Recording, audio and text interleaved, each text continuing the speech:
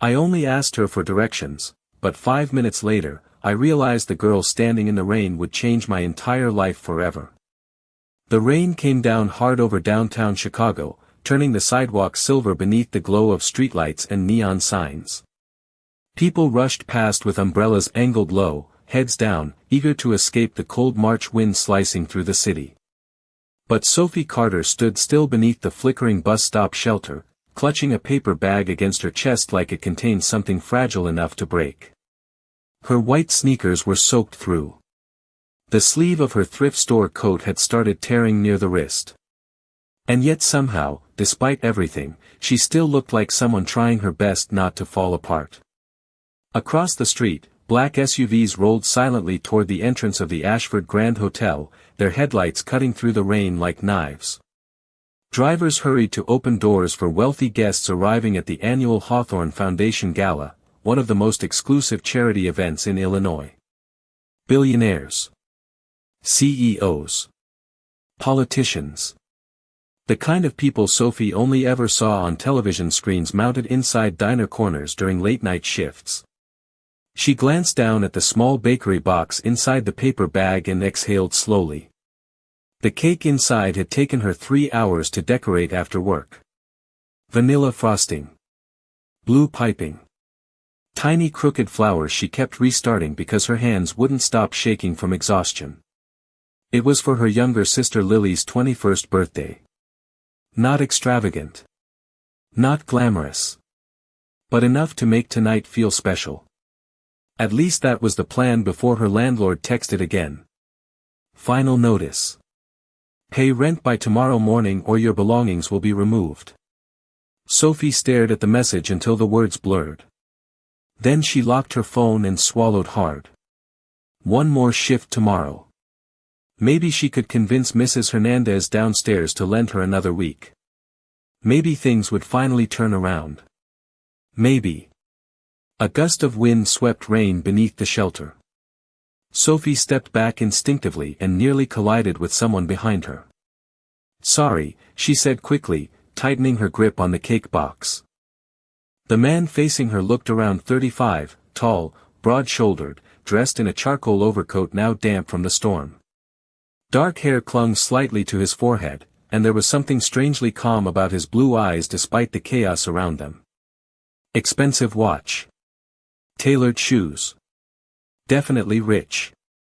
But tired too. Like he hadn't slept properly in weeks. No, that was my fault, he replied, voice low and warm. He glanced toward the street signs, then back at her. Do you know where the Ashford Grand Service entrance is? Sophie blinked. Service entrance. He nodded once. I'm trying to avoid the front cameras. That caught her off guard enough to make her laugh softly. That sounds suspicious. A faint smile touched his face for the first time. Probably. For a second, neither moved.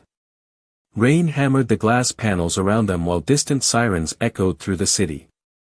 Then Sophie noticed something else. He wasn't carrying an umbrella either. His coat was drenched. And despite the luxury watch on his wrist, he looked oddly alone. You're freezing, she said before thinking. So are you. She looked away, embarrassed by how quickly the words slipped out. The man studied her for another quiet moment before his gaze dropped to the bakery box in her hands. Birthday. Sophie smiled faintly. My sister's. You made it yourself? Yeah. It's probably leaning sideways by now though. Still counts. She laughed quietly again, and somehow the cold didn't feel quite as sharp anymore. Then headlights swept across the street as another black SUV pulled up beside the hotel entrance. The driver jumped out immediately, scanning the sidewalk with visible panic before locking eyes on the man beside her. Relief flooded his face. Mr. Kingston, the driver called over the rain. Everyone's waiting for you upstairs. Sophie's smile faded instantly. Mr. Kingston. Her eyes widened slightly as realization crashed into place. Ethan Kingston. Founder of Kingston Technologies. Billionaire CEO. The youngest man ever featured on the cover of Chicago Business Monthly. The man currently standing beside her at a bus stop in the rain was worth more money than she could comprehend. Ethan saw the recognition hit her face and sighed softly, almost like he had hoped for 5 more minutes of being someone ordinary. But it was already too late. Sophie immediately looked down at the wet pavement, her cheeks burning with embarrassment. Of course he was rich. Men like Ethan Kingston did not stand at bus stops unless the entire world bent itself out of shape around them. The driver hurried closer holding a large black umbrella above Ethan's head. "The board members are already inside, sir," he said carefully. "Miss Holloway has been asking for you." Ethan barely reacted to the name. His attention stayed on Sophie instead. "Thank you, Marcus," he said quietly before glancing back at her cake box. One side had started collapsing from the rain. The frosting flowers were smudging against the cardboard lid. Sophie noticed it too and sighed under her breath. "Great," she murmured. 3 hours ruined in 10 minutes. Ethan frowned slightly. "I do not think your sister is going to care if the flowers lean sideways." Sophie gave a weak smile. "You have obviously never met Lily." For the first time that night, Ethan laughed softly. It was quick, almost unfamiliar, like something he had not done in a very long time. The sound surprised even him. Sophie noticed that too. The billionaire standing in front of her suddenly seemed less intimidating and more human. Tired. Lonely maybe. Ethan glanced toward the glowing hotel entrance across the street where photographers crowded beneath gold awnings waiting for celebrities and executives to arrive. Then he looked back at Sophie standing under flickering lights in soaked sneakers holding a collapsing birthday cake. Something about the contrast made his chest tighten unexpectedly. "Let me help you," he said suddenly. Sophie blinked. "What?" Ethan motioned toward the cake box. "There is a bakery inside the hotel ballroom preparing desserts for the gala. They can probably fix it in 5 minutes." Sophie shook her head immediately. "No, no way. Places like that charge $200 for strawberries. You would not be paying." "That somehow makes it worse." Another faint smile touched his face. "You are very suspicious of rich people." "Should I not be?" she asked before she could stop herself. Marcus looked horrified by the question, but Ethan only studied her quietly. "Sometimes you should," he admitted. The honesty in his voice caught her off guard. Rain continued pouring around them while black cars lined the curb outside the Ashford Grand. Sophie knew she should leave. She needed to catch the bus home before the routes changed for the night. She needed to stop standing in the rain talking to one of the wealthiest men in Illinois like they were ordinary strangers. But somehow her feet refused to move. Ethan glanced at her torn coat sleeve again. "You are freezing." "I am okay." That is usually what people say right before they pass out from hypothermia. She laughed despite herself. "I think Chicago diners prepared me for worse conditions than this." Ethan looked at her carefully. "You work at a diner?" "Double shifts." She adjusted the bakery box in her arms. "Mostly nights." "And then you still went home to bake a birthday cake." Sophie shrugged awkwardly. "Lily deserves at least one good thing this week." Something shifted in Ethan's expression at those words. A softness. Like he understood more than she expected. Before he could respond, his phone buzzed sharply in his coat pocket. The screen lit up with a dozen unread messages. "Board waiting. Media delayed. Where are you?" Ethan stared at the notifications for a second before locking the screen again. Sophie noticed the exhaustion behind his eyes deepen. "You should probably go save your billionaire event," she said gently. Ethan looked back at her, rain reflecting in his blue eyes beneath the city lights. "And you should probably let me save your cake." Sophie stared at him in disbelief. Men like Ethan Kingston probably signed contracts worth millions before breakfast, yet somehow he was standing in the middle of a freezing Chicago storm offering to rescue a crooked birthday cake. "You really do not have to do that," she said quietly. Ethan tilted his head slightly. "I know." Something about the answer made her chest tighten unexpectedly. Marcus cleared his throat beside them. "Sir, the gala begins in less than 12 minutes. Ethan did not even look away from Sophie. "Then I suppose we should move quickly." Before she could protest again, he gently reached for the bakery box. His hands brushed hers for half a second, warm despite the cold rain. Sophie hesitated, then reluctantly let go. "If this ends with somebody charging me $400 for emergency frosting repairs, I am running away," she warned. Ethan smiled faintly. "Understood." They crossed the street together beneath Marcus's umbrella while photographers shouted near the hotel entrance. The moment cameras noticed Ethan, flashes exploded through the rain. "Mr. Kingston." "Ethan, over here." "Who is the woman with you?" Sophie instantly froze. Panic flashed across her face. She stepped back instinctively, lowering her head as cameras turned toward her soaked coat and ruined sneakers. Ethan noticed immediately. Without hesitation, he shifted slightly in front of her, blocking part of the crowd's view. "Inside," he said calmly. The warmth of the Ashford Grand hit Sophie the second the doors opened. Marble floors gleamed beneath crystal chandeliers. Soft piano music drifted through the enormous lobby while guests in designer gowns and tailored tuxedos moved elegantly toward the ballroom upstairs.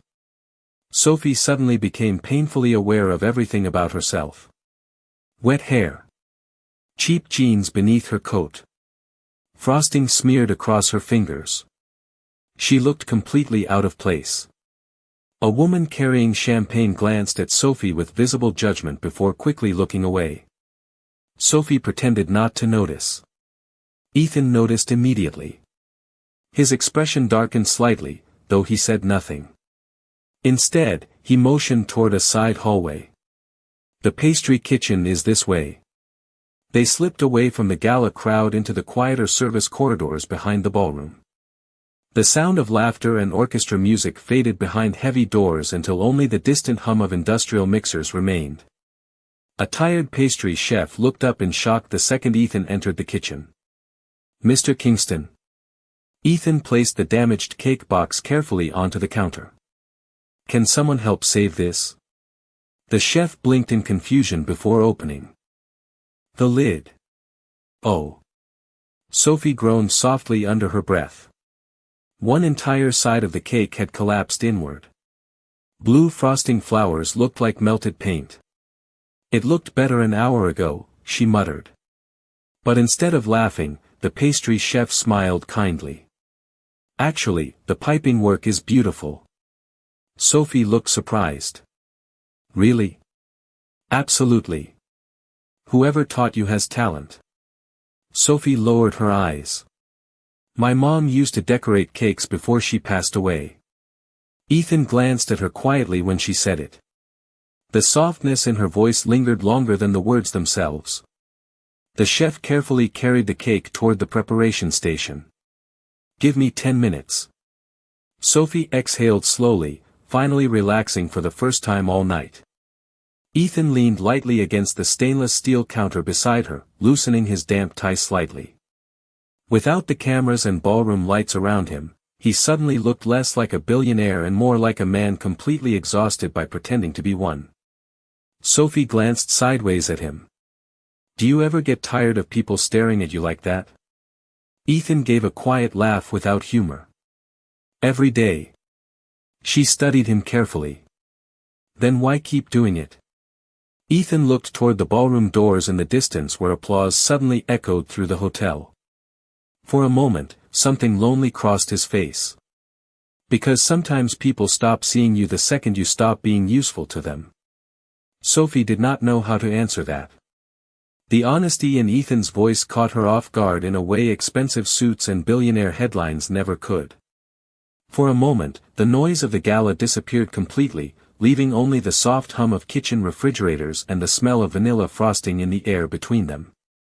Ethan looked down at the polished floor before speaking again. People usually want something from me before they even know me.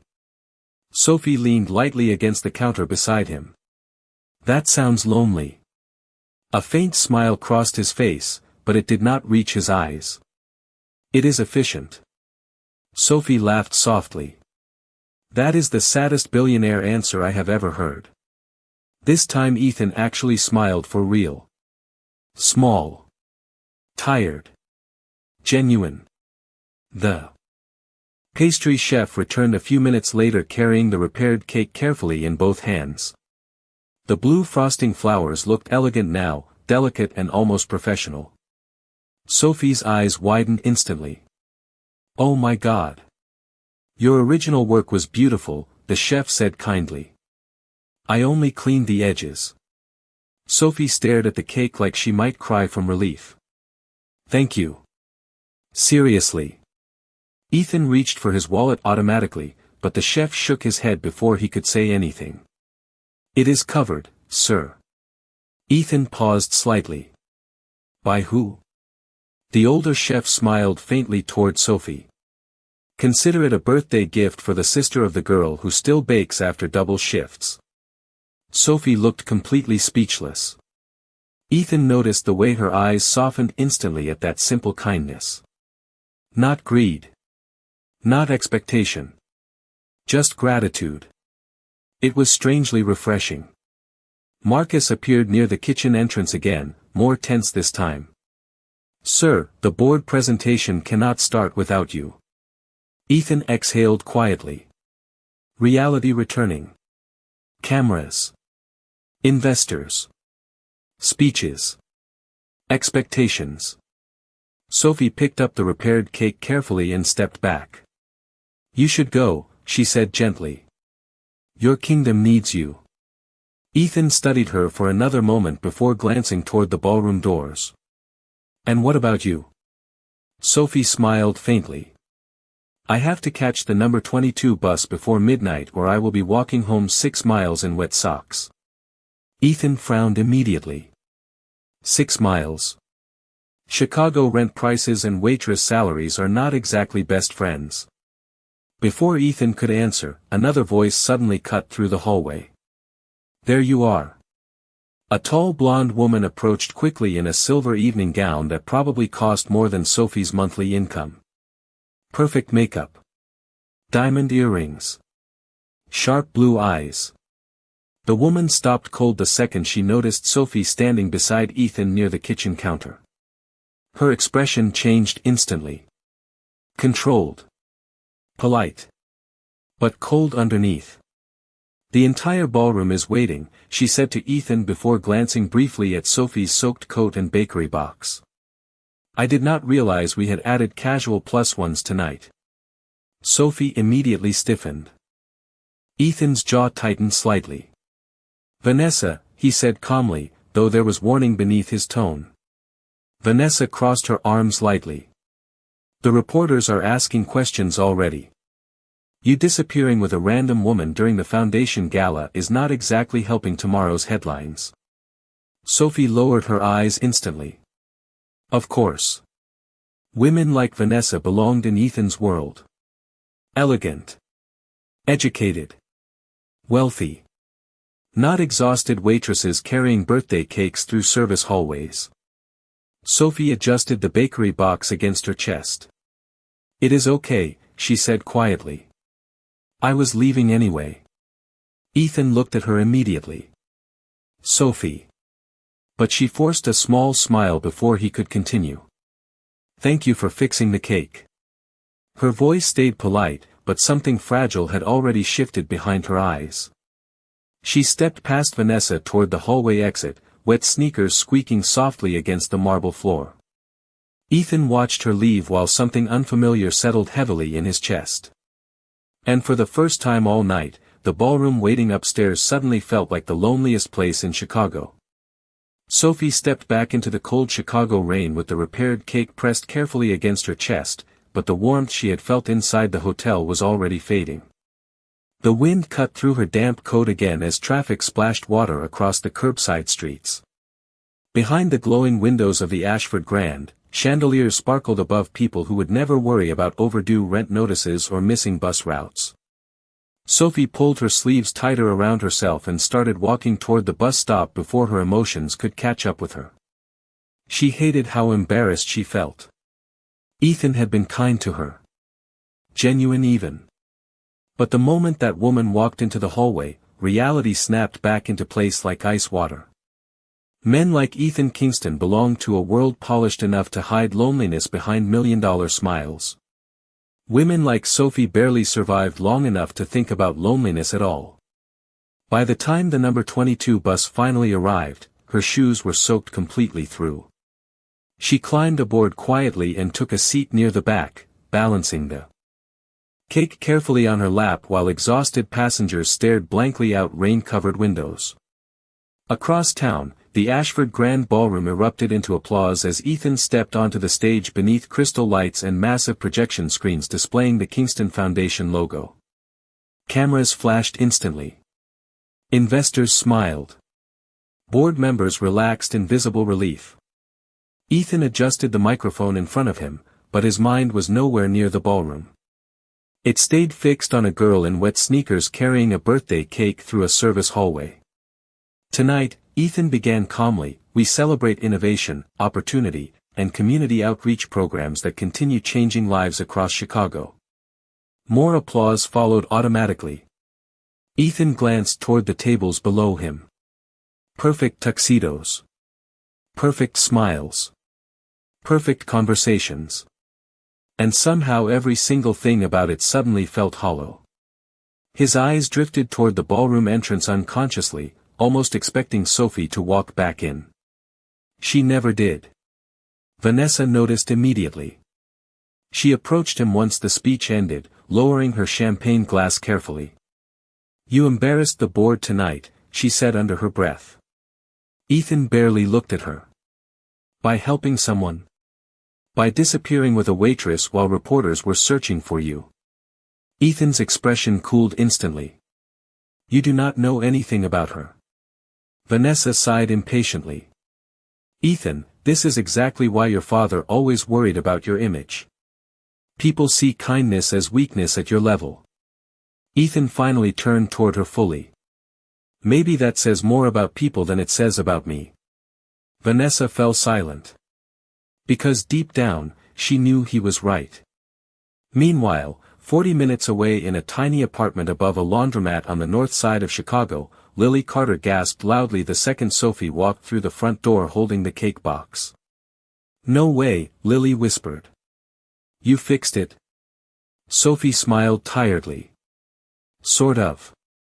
Their apartment smelled faintly like detergent and tomato soup. Old pipes rattled behind the kitchen walls while snow-colored paint peeled near the ceiling corners. Tiny. Worn down. But home. Lily opened the cake box slowly and her eyes widened instantly. "Soph. Do not ask questions," Sophie laughed softly. "Just eat it before gravity destroys the frosting again." Lily threw her arms around her immediately. Sophie hugged her back tightly, closing her eyes for a second longer than usual. For a moment, the stress of unpaid bills and freezing bus rides disappeared beneath the simple warmth of family. Later that night, after Lily fell asleep on the couch watching old sitcom reruns, Sophie sat quietly beside the apartment window with a cup of instant coffee warming her hands. Snow had started replacing the rain outside, covering Chicago in silence. Her phone buzzed suddenly on the table beside her. Unknown number. Sophie frowned before opening the message. "I do not think I properly thanked you for talking to me like a normal human being tonight. Ethan." Sophie stared at the message for several seconds, almost convinced she was imagining it from exhaustion. Outside the apartment window, snow continued drifting softly beneath the orange glow of streetlights while old cars hissed through wet Chicago streets below. Lily snored quietly on the couch nearby, completely unaware that one of the most powerful men in the city had just texted her sister like an ordinary person reaching out after a strange night. Sophie looked down at her cracked phone screen again.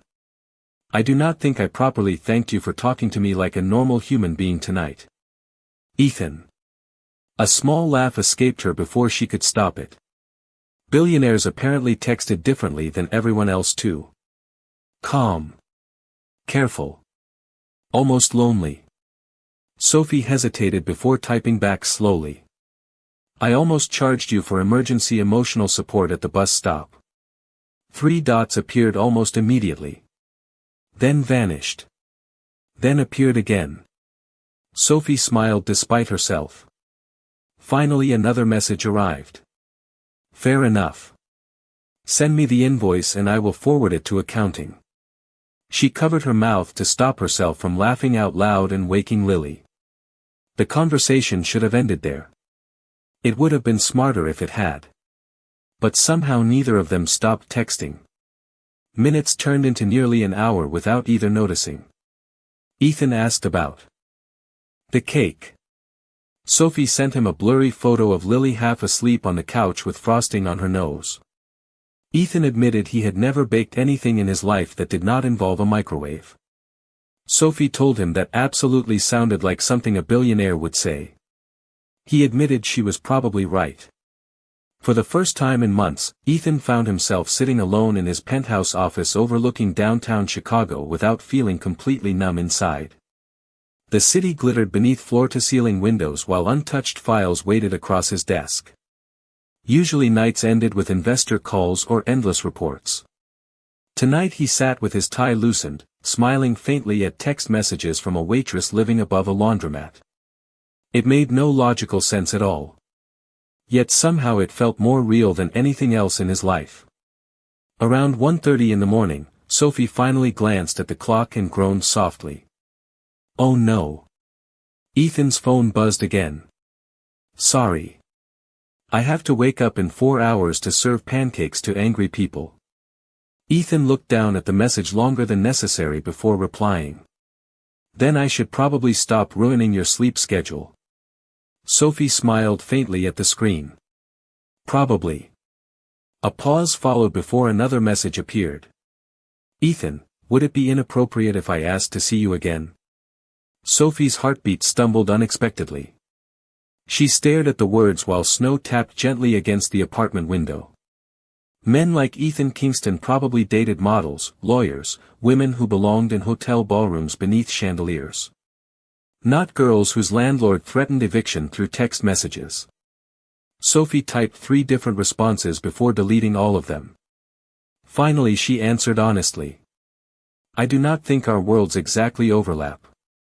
Ethan's reply came slower this time. Maybe I am getting tired of my world. Sophie swallowed hard reading that. Because somehow she believed him. The next morning arrived far too quickly. By 6:30, Sophie stood behind the counter at Brighton Grill wearing her pale blue diner uniform while coffee machines hissed around her. The smell of bacon and syrup filled the crowded restaurant as tired commuters escaped the freezing weather outside. Table 4 needs more coffee, her manager shouted from the kitchen. And table 7 says their toast is cold. Sophie forced herself back into routine mode. Smile. Refill cups. Survive the shift. Forget about billionaires texting at 1 in the morning. But around 8:15, the bell above the diner entrance chimed softly. Sophie glanced up automatically while carrying a tray of pancakes. Then nearly stopped walking completely. Ethan Kingston stood just inside the doorway wearing a dark wool coat dusted with snow, his blue eyes immediately finding hers across the crowded diner. And somehow, despite the freezing Chicago morning, Sophie suddenly forgot how to breathe. Sophie nearly dropped the tray in her hands. The entire diner suddenly felt too small for someone like Ethan Kingston to exist inside it. Morning customers barely noticed him at first, too distracted by coffee cups and phone screens, but Sophie noticed everything immediately. The expensive wool coat. The snow melting across his shoulders. The way his eyes softened the second they landed on her. You came here, she said before she could stop herself. Ethan glanced around the crowded diner with a faint smile. I was told the pancakes are life-changing. Sophie stared at him suspiciously. Nobody has ever said that about Brighton Grill. Then maybe I came for the waitress. Heat rushed instantly into her cheeks. Before she could respond, her manager Denise appeared from the kitchen carrying a coffee pot. Denise stopped cold the second she recognized Ethan. "Hold on," she whispered. "You are that tech billionaire guy from television." Ethan smiled politely. "That description somehow feels insulting." Denise blinked twice before practically shoving Sophie forward. "Table 6 is suddenly your section forever." Sophie shot her manager a horrified look while Ethan quietly laughed under his breath. A few minutes later, Ethan sat alone in the corner booth beside the frosted window while Sophie placed a coffee mug carefully in front of him. "I should warn you," she said, crossing her arms lightly, "our coffee tastes like regret and bad decisions." Ethan took a sip calmly. "You were right." Sophie laughed despite herself before quickly glancing around the diner nervously. "You know people are eventually going to recognize you, right?" Ethan leaned back against the booth. "That is tomorrow's problem." Outside, snow continued falling softly across Chicago streets while warm diner lights reflected against the windows. Somehow Ethan looked more comfortable sitting in a cracked vinyl booth than he had standing inside the ballroom at the Ashford Grand. Sophie noticed that immediately. "You really hate those fancy events, do you?" Ethan looked down at the coffee cup in his hands. "I hate pretending every conversation matters when nobody is actually saying anything real." Sophie stayed quiet for a second before sitting across from him during her short break. "And this feels real?" Ethan met her eyes directly. "You do." The words landed harder than either of them expected.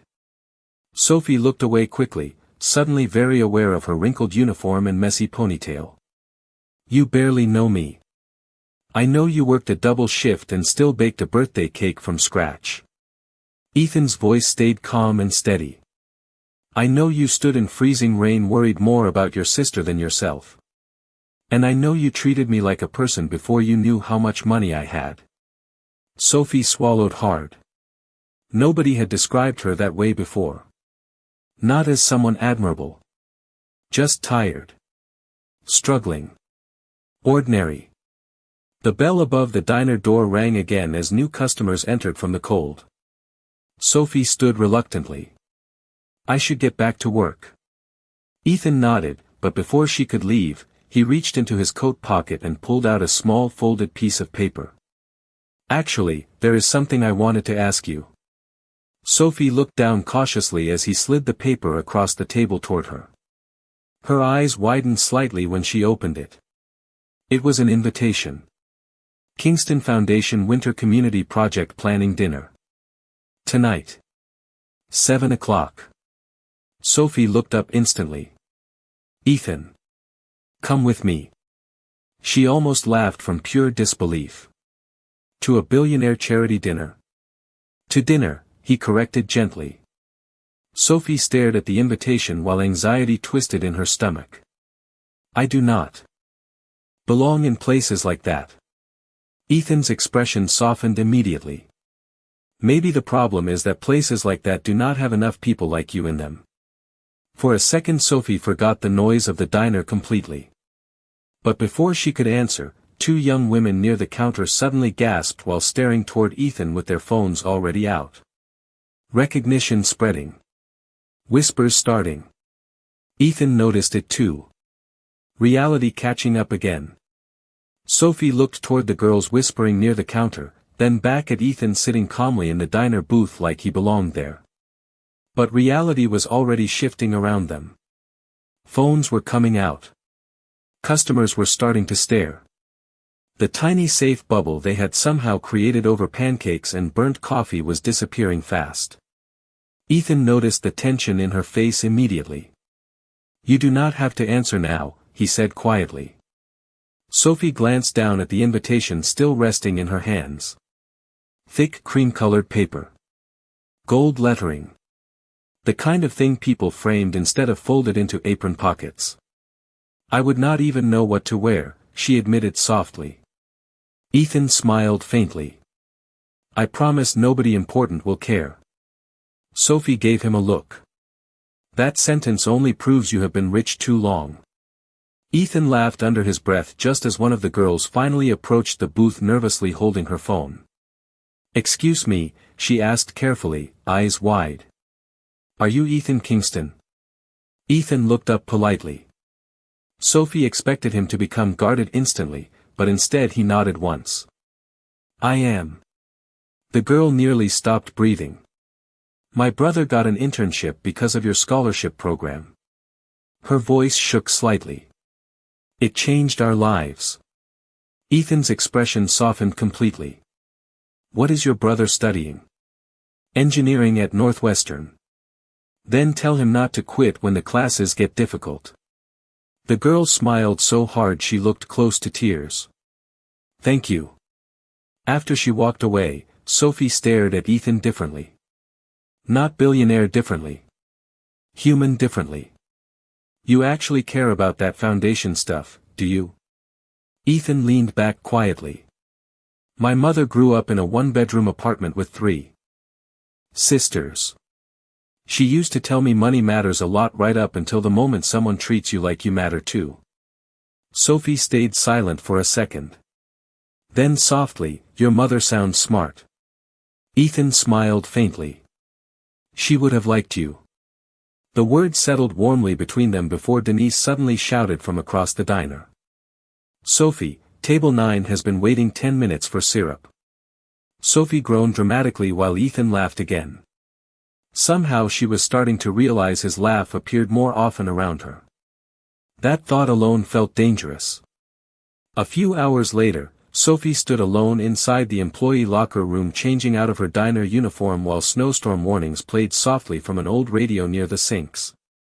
The invitation still sat folded carefully inside her coat pocket. She stared at herself in the mirror.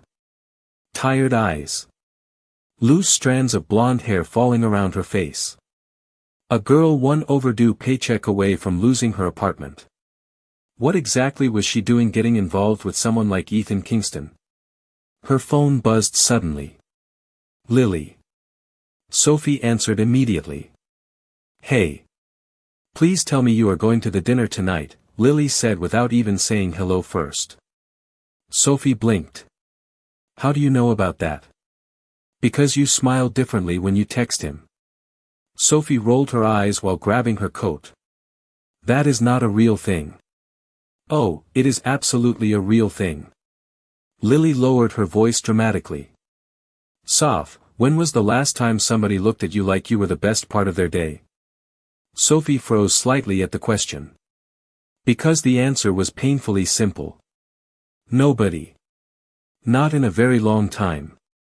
That evening, downtown Chicago glowed beneath fresh snow while black luxury cars lined the front entrance of the Kingston Foundation building.